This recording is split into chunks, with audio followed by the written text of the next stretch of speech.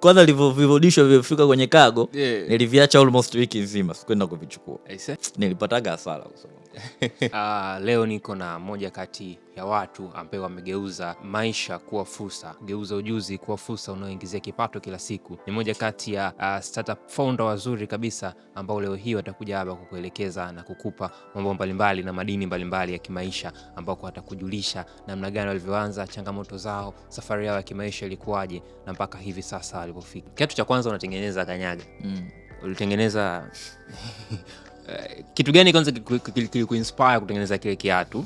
Alafu faida ulipata asilimia ngapi kwenye ile kitu cha kwanza unatengeneza? Lakini ulipata ugumu gani kupata soko? Tuanze kwanza, wazo la kutengeneza kiatu lilianzaje? Ulipata faida kivipi na ugumu wa kuingiza katika soko au rahisi? Mwanzoni kabisa nilikuwa siwezi kutengeneza. Yaani nilikuwa sijui kutengeneza kitu chochote. Wakati na soko na mzee ambaye nilikuwa nampelekea, yeye anatengeneza, mimi nachukua nauza.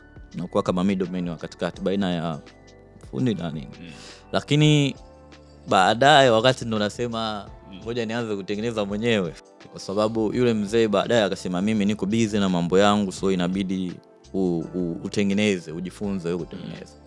Nilipataga mteja kutoka Arusha, akaoda pair 40, akalipa na gharama. Almost kipindi kile ilikuwa kama 400,000. Lakini gharama ya kutengeneza viatu vyote.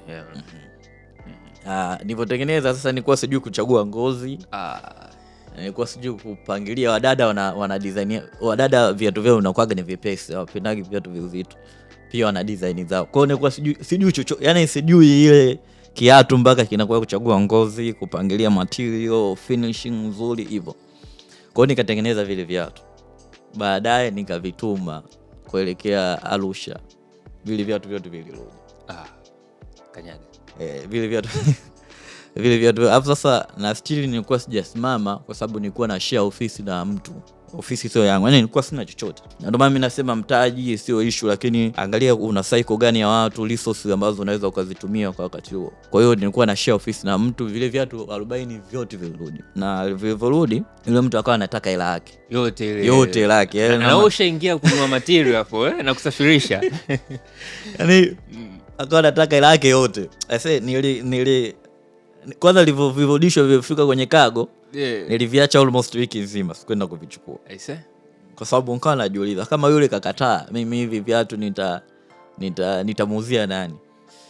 So nikaenda kuvifuata. Nilipoenda kuvifuata nikavichukua, nikarudi navyo nyumbani. Na hata hivyo nilikuwa sina ofisi. Nilikuwa natengeneza na navyo chumbani. Unanavyo chumbani. Alafu mteja akitokea ndo nachukua nampelekea. Sema umeanza mbali Kanyaga. Kwa hiyo chumbani kwangu ndo ofisi yenyewe. Kwa hiyo natengeneza na navyo chumbani, mteja hivyo. Kwa hiyo nilivibeba vile viatu nikaja navyo nyumbani. Lakini kwa akili ya kibiashara, linapotokea tatizo ni lazima wewe utafute namna ya kulitatua. So nikaona okay, hivi viatu inabidi niuze kwa gharama ya chini ili niweze kurudisha hasara niliyopata, then kumlipa mhusika wa viatu. Kwa hiyo kwa mwanzo, yani miezi 6 ya kwanza kwenye biashara usifikirie faida. Na biashara yoyote, hakuna biashara inayokupa faida ndani ya miezi 6. Haijalishi unafanya biashara gani. Lakini kwa sababu miezi 6 ya kwanza utajifunza kuhusiana na biashara, utajifunza kuhusiana na trust ya kwa wateja, utaanza kujulikana au kutengeneza jina. Kwa hiyo hakuna faida ndani ya miezi 6 ya kwanza. Kwa hiyo usifikirie hilo swala kabisa. Baada ya kupata hiyo hasara ya kwanza, kitu gani kilikufanya urudi tena? Kwa sababu watu wengine wakipata hasara kama hiyo hawezi akarudi. Mfano kama mimi mwenye moyo mdogo, nilikuwa napewa story ya mtu kulima matikiti, kalima matikiti kisha akakuta ameingia maji, ametumia gharama zaidi ya 700,000. Kaka, mimi sirudi tena huko.